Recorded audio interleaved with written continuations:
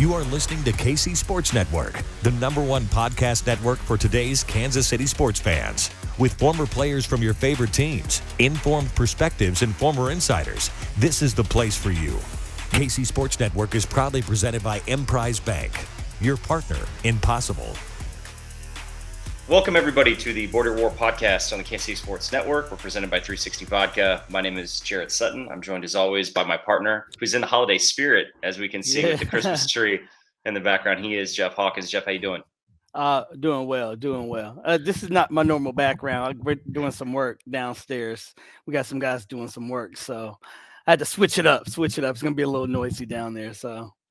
I got to ask the sign ball in the background. I see the Jayhawk.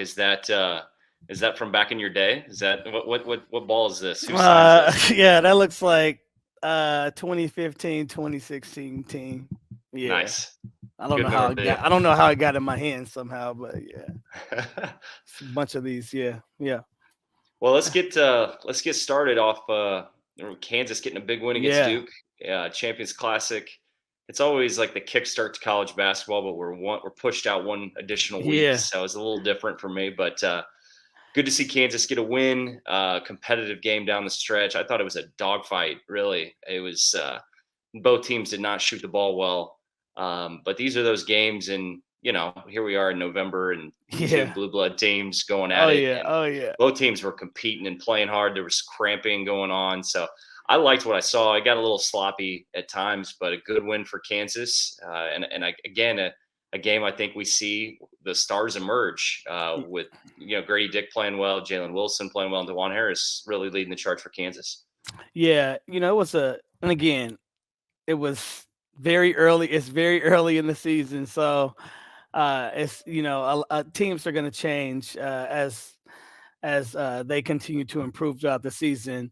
But I think anybody, a Duke fan, Jayhawk fan, if Duke would have won, obviously they would be happy that they were able to get that win. And I know the Jayhawk Nation as well that is happy that they are able to get that win.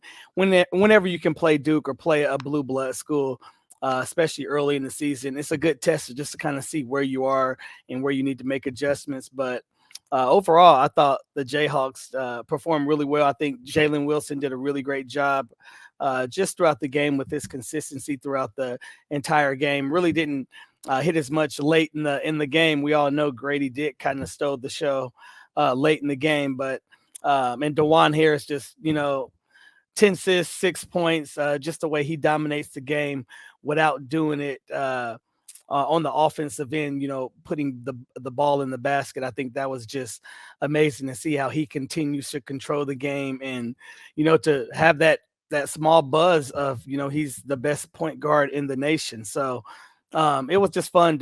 It was a fun atmosphere, and Duke's going to be really good as well too. That game could have went any way. Anybody that knows basketball saw that game could have went any way. At one point in time, it looked like Duke could have pushed the lead out pretty significant if they went on a run. So but it was a fun win for the Jayhawks, but it's going to be fun to see how they improve throughout the season as well too. I want to give a shout out to Norm Roberts. We haven't talked about him enough, but what a win for the coaching staff is how I would put it. And, Bill Self not able to coach in this game. You saw the energy of Coach Roberts, and Kansas really didn't look like they missed a beat, and obviously Coach Self is such a critical part of their success, but it just goes to show you, Coach Roberts and Coach Self have been together for so long at different stops, and now so many years at Kansas, and you've got to know Coach Roberts. I have as well. Yeah, I'm just so happy for the guy and just the job. He's getting a chance to be the head coach with the circumstances, but I just love that Kansas hasn't missed a beat, and they're still playing a Kansas brand of basketball that everybody knows. Yeah, you bring up an interesting point with Coach Rob, and it's funny because, like, most of the times when you have these key matchups with Duke early in the season, you're just like, man, I just want to see good basketball, see where both teams are at.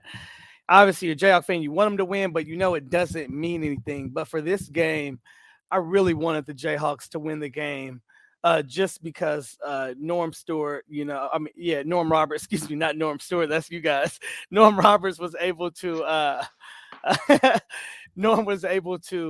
coach in a clutch game like that and be effective. So for him to be able to get that win was very exciting for me, because literally after the game, I just texted him, "Hell yeah, Coach Rob." So I was real excited that he got that win. I know he was, and I know his family was as well too, because he performed at a high stage.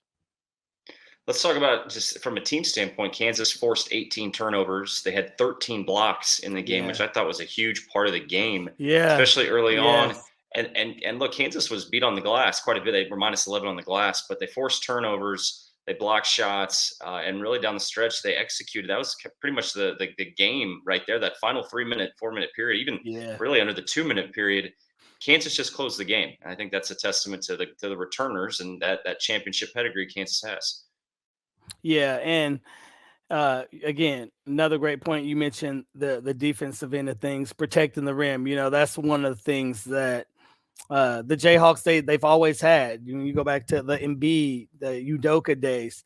They've always had someone, Jeff Withey. I mean, it goes down the line, Cole Aldridge, down the line, of somebody that could allow the guards to get out and pressure without fouling, and be able to have a rim protector. And the Jayhawks showed that with their young guys. Zuby did a great job of protecting the rim, and so did Ernest as well too. So it's going to be fun. I'm talking about the big guys. DeJuan Harris even did a good job of protecting the rim, trying to, recreate the LeBron chase down block that he did to Iguodala in the NBA Finals. So that was pretty fun to watch them get after it on the defensive end. Again, I'm really high on MJ Rice to see what he's going to do. Obviously, he didn't play, but he's another guy that really, I think, elevates their defense intensity when they get out there and play. So it's going to be fun to see when he gets back in play. But I think if you're a Jayhawk fan, to be able to see them guard the way that they did and be able to force 18 turnovers on a well-oiled Duke Blue Devil team, I think you got to be happy and you got to be hopeful looking forward. We'll take a break. We'll be right back here on the Border War Podcast. Welcome back, everybody, to the Border War Podcast, breaking down Kansas' victory against Duke in the Champions Classic. And, let's take DeJuan Harris where we left off right before the break. I just thought it was so fascinating. Again, here we are. We did this last year when people want to talk about other players and, Grady Dick had a lot of big moments, and he did. Give him credit. He had some buckets. But to me, DeJuan Harris won the game. Like, when you talk about players that impact winning, DeJuan did it all night. And I was looking at his numbers today on the season. He's averaging close to 8 assists a game, and he's not even averaging a turnover. It's 0.7 turnovers per game. So, and he had 10 assists in the Duke game. And, some of those are late down the stretch, looking at a defender with his head turned, seeing Grady get behind the defense, putting the ball exactly where it's supposed to be, playing in pick and roll, pass ahead. I mean, you're a point guard yourself, but again, it gets back to the defensive side of the ball too. Just everything he does, blocking shots, deflections, steals. He is, he's a national champion, and I just don't think he gets enough conversation nationally. I know Kansas fans for sure know the impact of DeJuan Harris, but I had to laugh when it was like, Grady Dick closed the game. And I'm going, Grady had some great moments. Don't get me wrong, but DeJuan Harris closed the game, in my opinion. Yeah, and he did. DeJuan, he doesn't get the credit. And I think over time, he will start to continue to create that buzz because especially late in the game when he can make plays and find the right guys when they need to. But I think the cool thing about DeJuan is that it all starts with him on the defensive end. And again, he's a very special talent. I'm not saying that he's just a defensive guy because offensively, with his ability to be able to get wherever he wants to on the court, wherever. And I think that is a skill. If he really did take and wanted to be a primetime scorer, his ability to get to wherever he wants on the floor, that's what scorers do. But his ability to get to where he wants, and not only get to where he wants, but to find the right guy. Sorry, my dog is going a little crazy. He's a DeJuan Harris package fan. At the door. Yeah, he's happy about it. But DeJuan, he's the heart and soul of this team. You mentioned it, national champion, and I think that's what a lot of people aren't. They need to start factoring that in too when you start giving DeJuan Harris the respect that he deserves. This is not DeJuan Harris from last year that's still trying to prove himself. This guy's a proven winner. He's done it. He already has a natty. So I think he really needs to start getting a little bit more respect on his name. But if I know DeJuan Harris the way I do, he's fine with no respect, because it's going to continue to play with that chip on his shoulder and prove people wrong.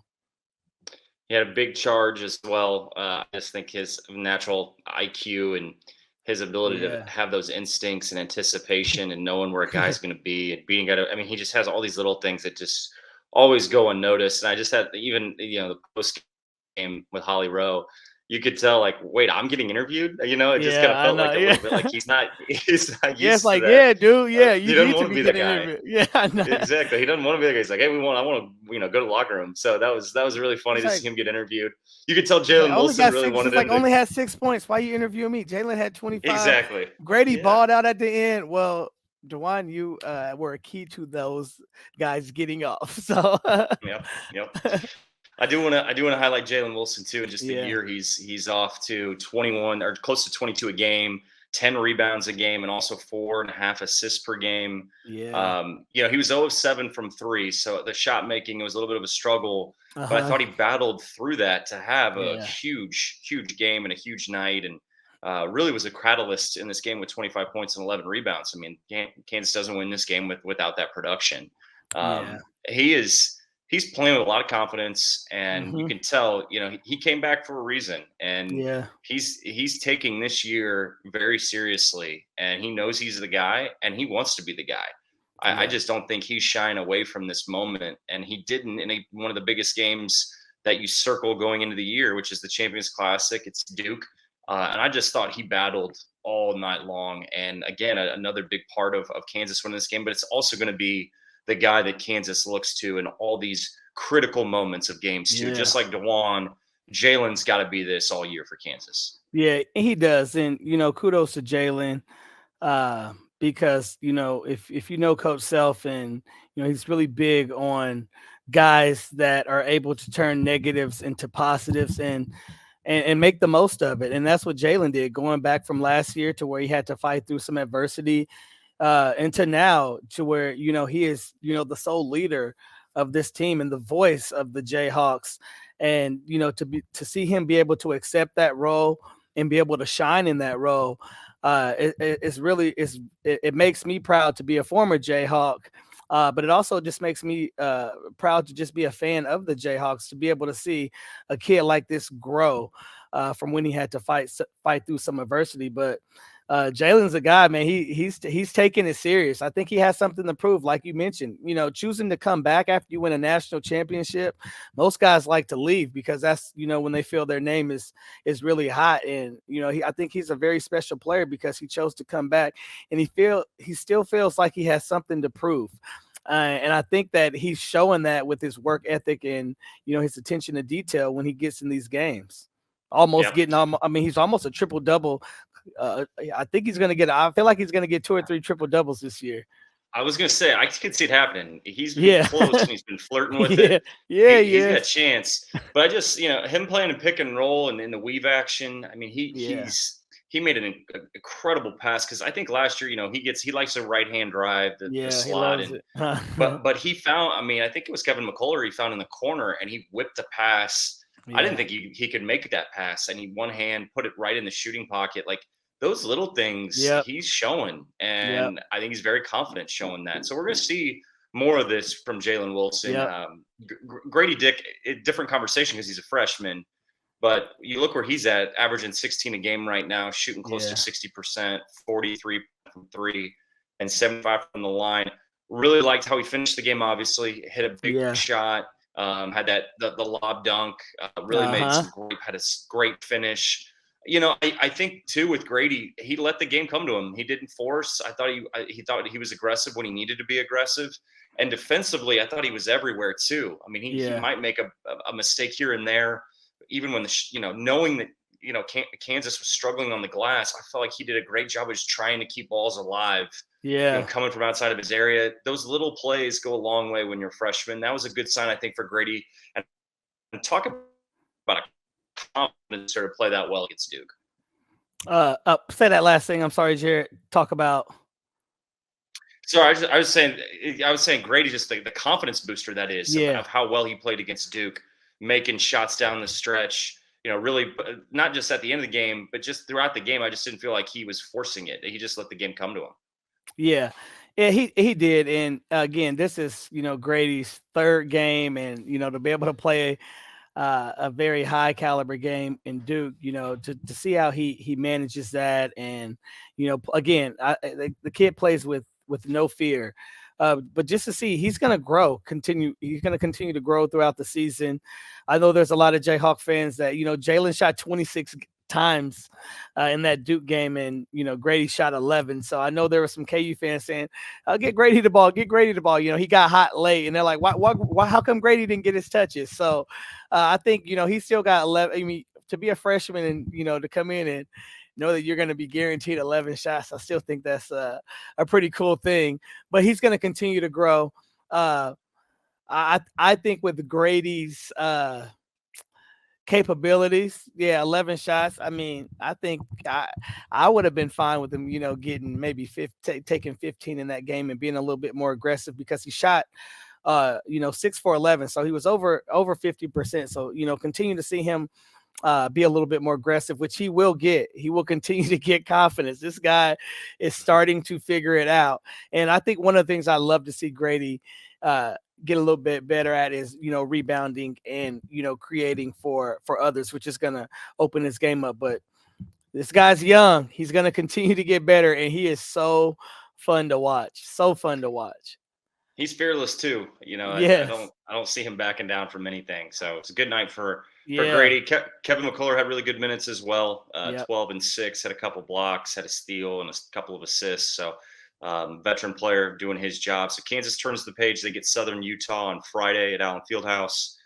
This Southern Utah team has scored over 100 points in 2 of their last 3 games. They had 126. Now, it was against Bethesda, so this is a little bit of a different beast. But they got guys that can score. So it's a good challenge right after the Duke win back at home, and we'll see how Kansas fares. And hopefully there's just no letdown. And this is a building block for Kansas and for Norm Roberts too. He can close out a great start for this season. And I'm sure Bill Self's pretty happy. Yeah, I think Norm's trying to get 4-0. They got to. With his coaching, his head coaching career, say, hey, I've never lost a game. I've never lost a game. Coach Self, you've lost a couple. Larry Brown, you lost a couple. Falk, but hey, I've never lost a game. So I think he's in the record books. Yeah. He's in the record books. Don't touch it. Touch it. All right, Jeff. Well, it's always fun as always. Yes. Happy Thanksgiving to you. I know we'll have probably we'll have hopefully a podcast next week, but I'm looking forward. We'll sneak one in. We'll sneak one in. We always got to. So look forward to talking about the Kansas game for against Southern Utah on Friday, and we'll talk to you guys next week. All right, you betcha. Rock shot.